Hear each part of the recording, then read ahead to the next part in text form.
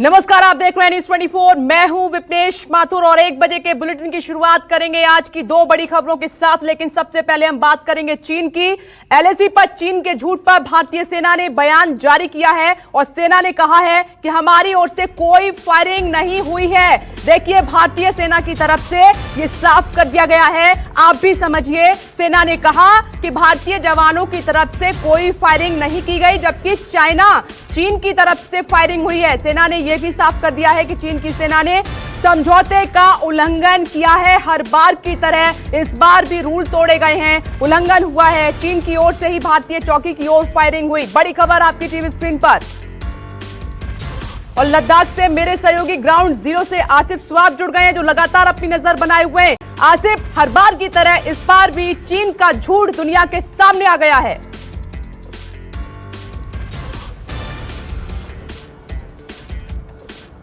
जी बिल्कुल, साफ तौर से जिस प्रकार से चीन ने कल आधी रात को इस प्रकार से एक बयान जारी कर कहा था कि भारतीय सेना की तरफ से यहाँ ईस्टर्न लद्दाख इलाके में फॉरवर्ड पोस्ट पर फायरिंग की गई। आज भारतीय सेना ने न केवल उस झूठ को ध्वस्त कर दिया, बल्कि सारी जो सच्चाई है वो दुनिया के सामने रख दी। और जिस प्रकार से लगातार इस इलाके में चीन पहले भी घुसपैठ की कोशिशें करता रहा, इंट्रूजन करता रहा, उसी तरह से कल भी भारतीय सेना द्वारा कहा गया है कि यहां ईस्टर्न लद्दाख के इलाके में एक फॉरवर्ड पोस्ट की तरफ, भारतीय सेना की जो फॉरवर्ड पोस्ट है उसकी तरफ चीनीज पीएलए के सैनिक आ रहे थे और उन्हें उस समय रोक दिया गया। और तभी एक क्लैश यहां पर देखने को मिला, जिस दौरान पीएलए के सैनिकों ने फायर खोला, एरियल फायरिंग की। हालांकि भारतीय सेना ने काफी संयम इस समय दिखाया और यहां से उन्होंने फायरिंग नहीं की। लेकिन साथ साथ में जो चीनी सैनिक है उन्हें भारत की जमीन पर कदम रखने नहीं दिया गया और उन्हें वापस वहां से खदेड़ा गया। और साथ ही साथ भारतीय सेना ने यह भी साफ कर दिया कि हमारी तरफ से कोई भी एग्रेशन नहीं होगा। हम जो एलएसी के यहां पर नियम कानून जो समझौते हैं उनका सम्मान करते रहेंगे। और हमारी आसिफ, आप नजर बनाए रखिएगा, लगातार आपसे अपडेट लेते रहेंगे। इस बीच एक और खबर आपकी टीवी स्क्रीन पर। चीन के साथ तनाव पर रक्षा मंत्रालय में थोड़ी देर में बहुत बड़ी बैठक होने जा रही है। सीडीएस और तीनों सेना प्रमुख बैठक में मौजूद रहेंगे। इससे पहले सेना प्रमुख ने रक्षा मंत्री को हालात की पूरी जानकारी दी है। देखिए, इस वक्त की बड़ी खबर और ताजा जो घटना सामने निकल कर आ रही है। लद्दाख में पेंगोंग झील के दक्षिणी किनारे पर भारत और चीन के बीच फायरिंग की एक खबर थी और क्योंकि चीन हर बार झूठ बोलता है, इसीलिए भारतीय सेना को बयान जारी करना पड़ा कि हमारी तरफ से कोई फायरिंग नहीं हुई है। एक बार फिर से समझौते का उल्लंघन चीन की तरफ से हुआ है और इसीलिए सीडीएस और तीनों सेना प्रमुख बैठक में मौजूद रहेंगे। गंभीरता से चर्चा होगी और इस खबर पर मेरे सहयोगी अमित कुमार लगातार बने हुए हैं। अमित, बैठक से जुड़ी हुई बड़ी अपडेट क्या है आपके पास? कि देखिए, थोड़ी देर में करीब 2 बजे के आसपास ये बैठक शुरू होने वाली है, जिसमें जो अभी तक, क्योंकि सुबह जो जानकारी मिली थी कि रक्षा मंत्री को ब्रीफ कर दिया गया था, कमांडिंग ऑफिसर से भी बात कल से हो रही है। इसके अलावा जो आर्मी के अधिकारी हैं वो भी कंटिन्यू आपस में कंसल्ट कर रहे हैं। लेकिन इसके बाद जो तमाम स्थिति है, क्योंकि एक तरफ आप देखिए चीन के साथ पॉलिटिकली लेवल भी और डिप्लोमेटिक चैनल भी खुला हुआ है। रक्षा मंत्री ने वहाँ पर मॉस्को में चीन के रक्षा मंत्री से बात की। इसके अलावा चीन के विदेश मंत्री बात करने वाले हैं, 2 दिन बाद उनकी बातचीत होने वाली है। और इस बीच चीन की तरफ से कोशिश ये हो रही है, इसका मतलब साफ है कि चीन नहीं चाहता है कि एलएसी पर स्थिति सामान्य हो, एलएसी पर हालात बेहतर हो। ये चीन नहीं चाहता है और इसलिए चीन की तरफ से बार बार हरकत हो रही है। ऐसे में वहां की जो मौजूदा हालात हैं और कल रात को घटनाक्रम में क्या क्या हुआ था, किस तरह से चीनी सेना ने घुसपैठ की कोशिश की, जो भारत की जो पोस्ट है, जो फॉरवर्ड पोस्ट है, वहां पर वो पहुंची, वहां पर वो कब्जा करने की कोशिश की, जहां पर भारतीय सेना ने उसे खदेड़ा। और इसके बाद के हालात क्या है और वहां पर क्या डिप्लॉयमेंट की और जरूरत है, नहीं है, किस तरह के एग्रेशन की जरूरत है, वहां पर इन तमाम चीजों को लेकर एक बड़ी बैठक होने वाली है, जिसमें सीडीएस होंगे, ठीक है अमित, आप अपनी सेना के बड़ी बैठक पर नजर बनाए रखिएगा। हमारी भी नजर लगातार बनी हुई है, क्योंकि चीन लगातार झूठ बोल रहा है। और इस वक्त एलएसी पर हालात क्या हैं, भारत और चीन के सैनिक कितने करीब हैं, इसकी सबसे लेटेस्ट और एक्सक्लूसिव तस्वीर आपको दिखाते हैं। तनाव के बीच एलएसी से जो तस्वीर सामने आई है वो बहुत ही चौंकाने वाली है। 7 सितंबर को भारत और चीन के फौजी एक दूसरे के बेहद करीब पहुंच गए थे, बहुत ज्यादा नजदीक थे। ऐसा क्यों हुआ, वजह क्या थी, देखिए इस रिपोर्ट में।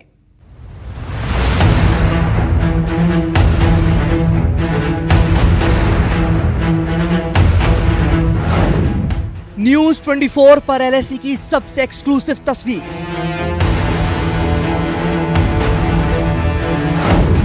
अरुणाचल बॉर्डर पर आमने सामने भारत चीन।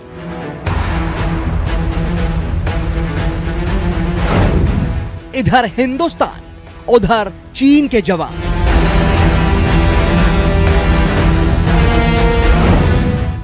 लेटेस्ट तस्वीर देखिए, एलएसी के हालात समझिए।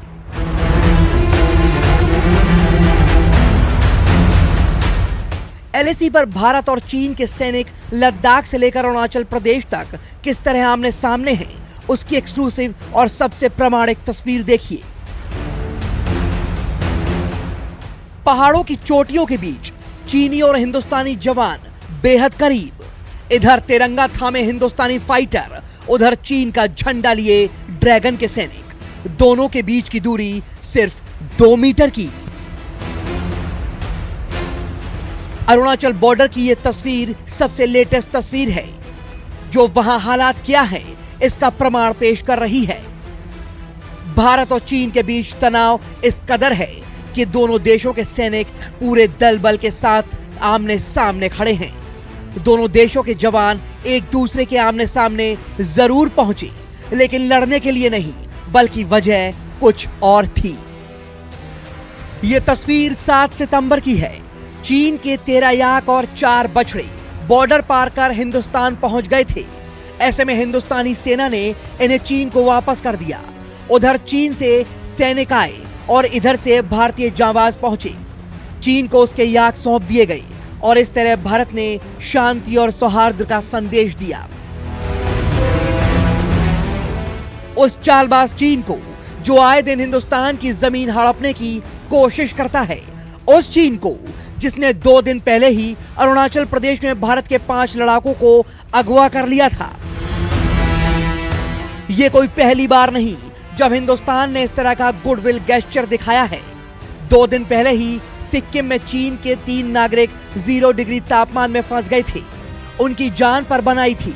तब हिंदुस्तानी जवानों ने उनकी मदद की थी, उन्हें खाना खिलाया था, गर्म कपड़े और इलाज मुहैया करवाया था। इसके बाद चीनी नागरिकों को अपने इलाके में पहुंचने में मदद की थी। जाहिर है हिंदुस्तान प्यार से पेश आ रहा है, लेकिन चीन को यह गेस्चर समझ नहीं आ रहा। इसलिए जिनपिंग और उसकी सेना गलवान और पेंगोंग से लेकर अरुणाचल प्रदेश तक जमीन खोरी की कोशिश कर रही है। लेकिन ड्रैगन को यह पता है कि यह 2020 का हिंदुस्तान है, जो न सिर्फ प्यार बल्कि वार भी करना जानता है। चीन अगर प्यार की जुबान नहीं समझेगा, अगर वो नहीं सुधरेगा, तो मिट जाएगा। आसिफ सुहाफ, अरुणाचल प्रदेश, न्यूज 24।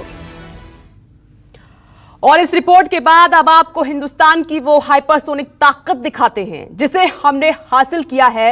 ये वो शक्ति है जिसने दुनिया को चौंका दिया है और जिससे 5 सेकंड में बीजिंग बर्बाद हो जाएगा और सिर्फ 2 सेकंड में लाहौर का काम तमाम हो जाएगा। हिंदुस्तान ने वो कौन सी पावर हासिल कर ली है, आपको दिखाते हैं। 5, 4, 3, 2, 1, now।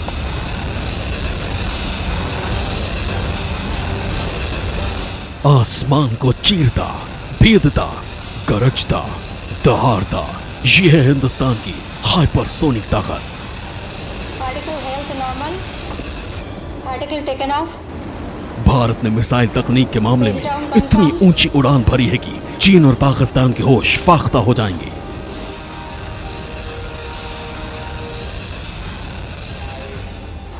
डीआरडीओ ने ओडिशा के बालासोर में हाइपरसोनिक टेक्नोलॉजी डिमॉन्स्ट्रेटर व्हीकल का सफल परीक्षण किया है और इसी के साथ हिंदुस्तान ने इतिहास रच दिया है। इसी के साथ भारत ने अपने दम पर हाइपरसोनिक मिसाइल तकनीक हासिल कर ली है। +1, +2 and counting out. Particle taken off. अब तक ये तकनीक सिर्फ अमेरिका, रूस और चीन के पास थी, Particle taken off. लेकिन इस क्लब में अब हिंदुस्तान भी शामिल हो गया है। अमेरिका, रूस और चीन के बाद भारत चौथा ऐसा देश बन गया है जिसके पास ऐसी हाइपरसोनिक शक्ति हासिल है।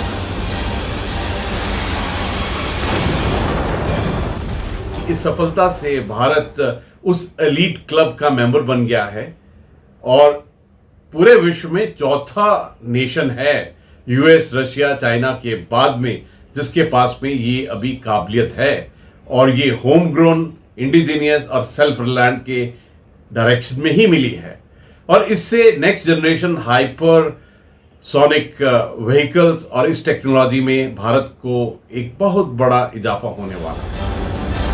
हिंदुस्तान के लिए ये तकनीक इसलिए खास है, इसलिए विशेष है क्योंकि ये हवा में आवाज की गति से 6 गुना ज्यादा स्पीड से दूरी तय करता है। रफ्तार इतनी होती है कि दुश्मन देश के एयर डिफेंस सिस्टम को इसकी भनक तक नहीं लगती।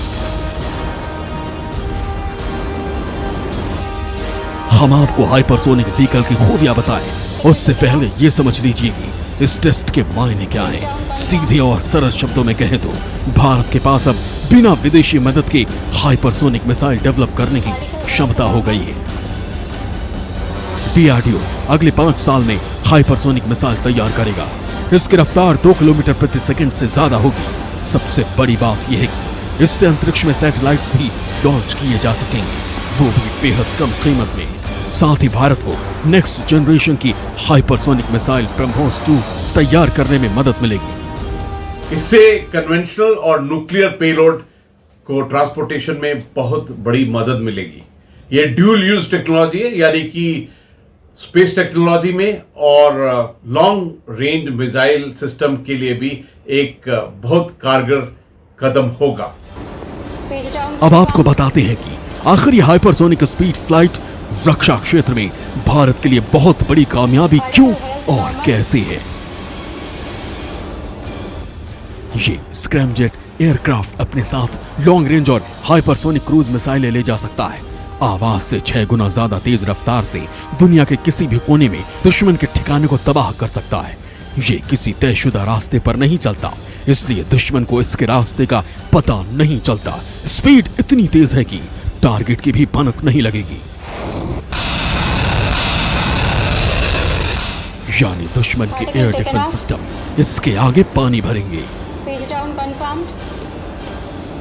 आज जो डीआरडीओ ने टेक्नोलॉजी के क्षेत्र में अचीव किया है, ये एक ब्रेक थ्रू है, एक माइलस्टोन है और सेल्फ रिलायंस और इंडिजीनियस प्रोडक्शन में एक नया अध्याय जुड़ा है। आज के दिन में हाइपरसोनिक टेक्नोलॉजी का जो डेमोन्स्ट्रेशन किया है वो एक अलग ही दर्जे का है। आज स्क्रैमजेट प्रोपल्शन सिस्टम का सफल टेस्ट हुआ है। हिंदुस्तान की ये कामयाबी चीन और पाकिस्तान को बहुत परेशान करने वाली है, खासकर ऐसे वक्त में जब चीन और भारत के बीच एलएसी पर टकराव चल रहा है। भारत के इस सुपरसोनिक शक्ति से अब चीन और पाकिस्तान का डर और बढ़ेगा। भारत का जोश हाई होगा, दुश्मनों की हिम्मत पस्त होगी। Bureau report, news 24। नमस्कार, मैं हूं मानक गुप्ता। अगर आपको हमारा ये वीडियो पसंद आया हो तो इसे लाइक और शेयर जरूर करें और हाँ, हमें सब्सक्राइब और फॉलो करना ना भूलें ताकि आप देश और दुनिया की कोई खबर मिस ना करें।